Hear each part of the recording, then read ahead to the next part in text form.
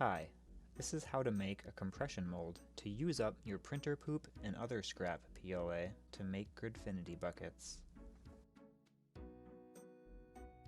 Measure out 65 grams of PLA and put it in a firm silicone bowl. Melt it to around 400 degrees.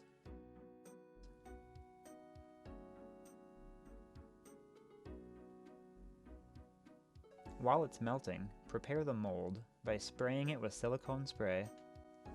After it's melted, scrape the sides to get it into a nice ball and heat it again for a minute.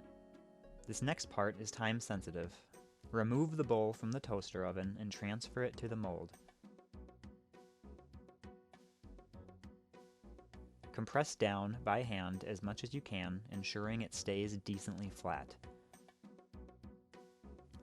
When you're ready, compress it by hand or drill evenly. Really take your time to make sure that it's even. Wait 1 hour to let it cool.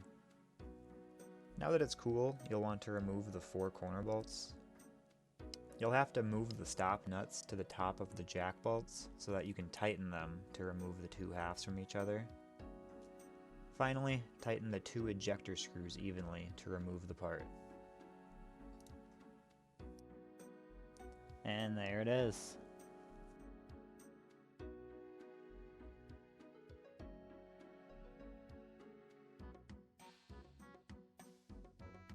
It doesn't matter what material the shell is.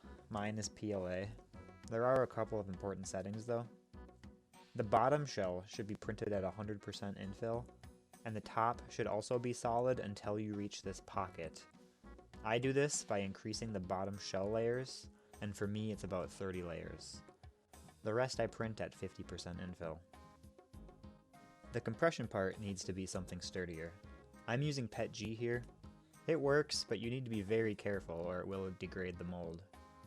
If you're able to print in nylon or polycarb, you totally should.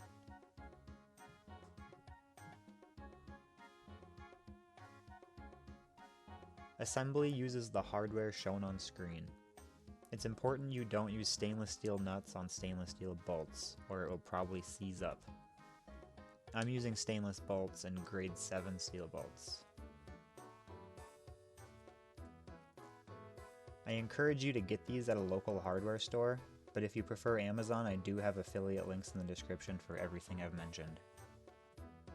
You can also find the STL files on my printables page, and I'm also going to link the OnShape files so you can modify it however you want. Thanks for watching, I hope you enjoyed.